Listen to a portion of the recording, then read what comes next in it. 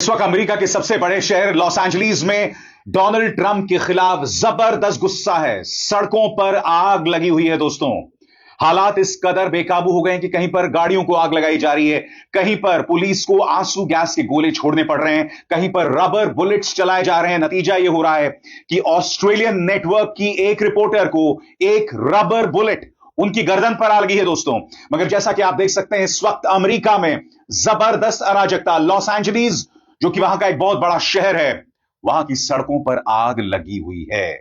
और यह सब इसलिए हो रहा है क्योंकि डोनाल्ड ट्रंप की अप्रवासन की जो नीतियां हैं उसके खिलाफ लोग सड़कों पर उतरे हैं। चाहे अंतर्राष्ट्रीय विद्यार्थी हो या दूसरे देशों से जो लोग अमेरिका में शरण लेने आ रहे हैं, दोनों मुद्दों को लेकर अमेरिकी राष्ट्रपति डोनाल्ड ट्रंप का जो रवैया है उससे काफी लोग नाराज हैं। वो कह रहे हैं यह अमेरिकी सोच नहीं है। अमेरिका ने हमेशा से ही खुली बाहों से लोगों का स्वागत किया, मगर डोनाल्ड ट्रंप यह सब बंद कर देना चाहते हैं। ये वही डोनाल्ड ट्रंप हैं जिन्होंने दावा किया कि मैंने भारत और पाकिस्तान के बीच में युद्ध विराम कराया।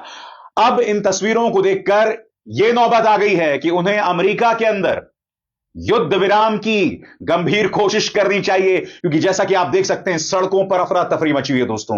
हालात बेकाबू हैं, गाड़ियों को जलाया जा रहा है, लोग जो हैं उन पर आंसू गैस के गोले और रबर बुलेट्स भी छोड़े जा रहे हैं। और बात वहां नहीं रुकती। कैलिफोर्निया के गवर्नर गैविन न्यूसम ने डोनाल्ड ट्रंप के खिलाफ अदालत में केस कर दिया है। क्यों? क्योंकि बगैर उनकी इजाजत के उन्होंने लॉस एंजलिस में नेशनल गार्ड को मैदान में उतार दिया, यानी कि वहां के संघीय ढांचे पर प्रहार।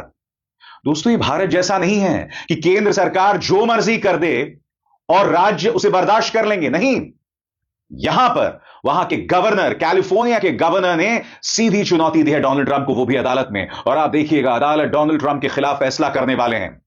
हालात बेकाबू हैं।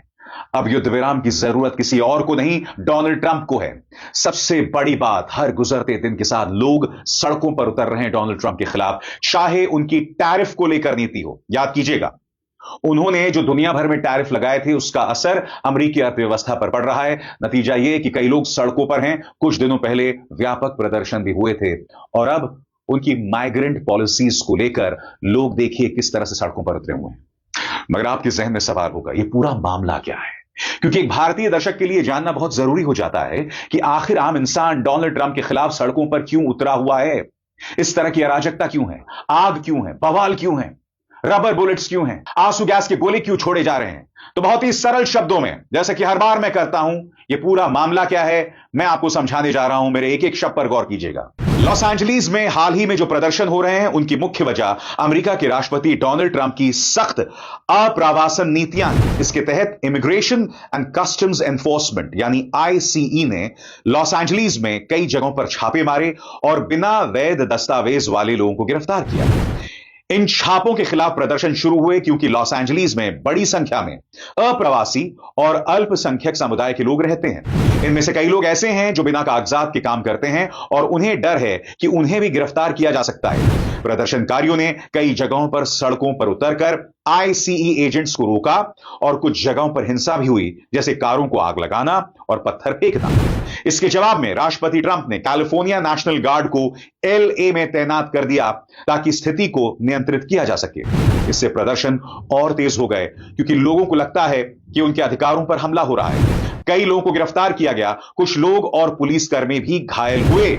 मगर आपके जहन में सवाल होगा, इस वक्त जमीनी हालात क्या है, किस तरह के टकराव हो रहे हैं, पुलिस किस तरह की ताकत का इस्तेमाल कर रही है, किस तरह के हथियारों का इस्तेमाल कर रही है, यह जानकर आपके होश उड़ जाएंगे। गौर कीजिएगा, जमीन पर हालात। अफसरों ने भीड़ को हटाने के लिए फ्लैश बैंग यानी तेज रोशनी वाले ग्रेनेड्स और आंसू गैस का इस्तेमाल किया।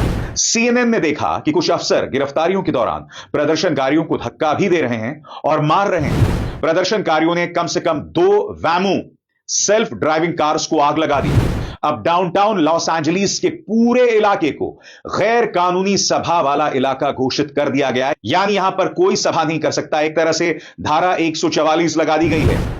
फेडरल तैनाती, जी हां दोस्तों, ये जो फेडरल तैनाती डोनाल्ड ट्रंप ने किया है, इसका परिणाम यह हो रहा है कि उन्हें अदालत में कैलिफोर्निया के गवर्नर ने चुनौती दी है। इसके बारे में गौर कीजिए। राष्ट्रपति डोनाल्ड ट्रंप के आदेश के बाद लॉस एंजलिस में करीब 300 नेशनल गार्ड के सैनिक मौजूद हैं ताकि फेडरल कर्मियों और संपत्ति की सुरक्षा हो सके। यह पहली बार है जब किसी राष्ट्रपति ने बिना राज्य की मांग या मंजूरी के दशकों में नेशनल गार्ड को बुलाया। इसके अलावा 500 मरीन जवान भी तैनात किए गए हैं। नतीजा यह हो रहा है दोस्तों कि डोनाल्ड ट्रंप और कैलिफोर्निया के गवर्नर गैविन न्यूसम, उनमें युद्ध शुरू हो गया है। जानकार और गैविन न्यूसम कह रहे हैं कि यह देश के संघीय ढांचे पर प्रहार है। डोनाल्ड ट्रंप ऐसा नहीं कर सकते। सुनिए इस बारे में खुद गैविन न्यूसम क्या कह रहे हैं। कैलिफोर्निया के गवर्नर गैविन न्यूसम ने कहा है कि वो ट्रंप प्रशासन के खिलाफ नेशनल गार्ड तैनात करने को लेकर मुकदमा दायर करेंगे। उन्होंने इसे भड़काऊ कदम बताया। न्यूसम और एलए के मेयर करेन बास ने भी केंद्र सरकार से अपील की कि नेशनल गार्ड की तैनाती तुरंत रोक दी जाए। मगर आपके जहन में वो सवाल अब भी बदस्तूर बना हुआ है कि ये प्रदर्शन क्यों हो रहे हैं। सरल शब्दों में जैसा मैंने आपको बताया दोस्तों, ट्रंप की जो माइग्रेंट नीतियां हैं, अप्रवासन नीतियां हैं, उसको लेकर लोगों में जबरदस्त नाराजगी है। और जो तमाम पोस्टर्स, तमाम जो तस्वीरें आ रही हैं, वो इस बात की बानगी हैं। मसलन आपके सामने मैं एक एक करके जो तस्वीरें पेश करना चाहता हूं। सबसे पहले इस तस्वीर को देखिए, पूरे स्क्रीन पर इस तस्वीर को देखिए। यहां पर एक व्यक्ति के हाथ में 2 बैनर्स हैं। एक बैनर में लिखा हुआ है, I stand for all migrants, hard workers and students who can't stand out of fear. यहां पर यह शख्स कह रहा है कि मैं उन लोगों के लिए खड़ा हूं जो माइग्रेंट्स हैं, जो दूसरे देशों से आए हैं, जो मेहनत करते हैं, जो विद्यार्थी हैं मगर डर के चलते कुछ नहीं कह पा रहे हैं। और आपको इस बैनर के मायनों को समझना पड़ेगा। अभी हाल ही में क्या हुआ है दोस्तों कि कई भारतीय विद्यार्थियों को अमेरिका से भारत भेज दिया गया है। कई लोगों को अपने देश भेजा जा रहा है। क्यों? क्योंकि सोशल मीडिया पर वो जो भी पोस्ट कर रहे हैं वो ट्रंप को बात पसंद नहीं आ रही है। जी हां, कहने को अमेरिका दुनिया का सबसे बड़ा लोकतंत्र है, मगर कहीं ना कहीं डोनाल्ड ट्रंप की ये नीतियां उस लोकतंत्र को बुरी तरह से एक्सपोज कर रहे हैं। यानी कि अब अभिव्यक्ति की आजादी नहीं है। मैं आपको बतलाना चाहूंगा, मेरी एक दोस्त हैं, इस वक्त वो अमेरिका में एडवांस स्टडीज के लिए गई। उन्हीं के एक सहयोगी जो कि एक अमेरिकी हैं, उन्होंने बताया कि आपने अगर सोशल मीडिया में कुछ भी डोनाल्ड ट्रंप के खिलाफ पोस्ट किया है तो उसे हटा दीजिए, वरना आपको भारत वापस भेज सकते हैं। यह आम अमेरिकी बोल रहा है दोस्तों, जिससे पता चलता है कि अमेरिका में लोकतंत्र हर गुजरते दिन के साथ किस कदर नीचे जा रहा है। फिर यह मत भूलिए, हार्वर्ड यूनिवर्सिटी जो कि अमेरिका की आन बान और शान है, और डोनाल्ड ट्रंप ने हार्वर्ड यूनिवर्सिटी को जो करोड़ों की मदद मिल रही थी उसे रोक दिया है। और न सिर्फ पैसे पर रोक लगाई है, बल्कि यह भी कहा है कि अब हार्वर्ड यूनिवर्सिटी में अंतरराष्ट्रीय स्टूडेंट्स नहीं आएंगे। यानी कि डोनाल्ड ट्रंप ने कहीं ना कहीं माइग्रेंट्स पर, दूसरे देशों से आने वाले लोगों के खिलाफ एक जंग छेड़ दी है, जिसके चलते यह मामला और गंभीर होता जा रहा है। तो ऐसे में सवाल लाजमी हो जाता है कि यह प्रदर्शन क्यों हो रहे हैं। पिछले 3 दिनों से इमिग्रेशन अधिकारियों और प्रदर्शनकारियों के बीच झड़पें हो रही हैं, क्योंकि फेडरल एजेंट्स ने दर्जनों लोगों को हिरासत में लिया है।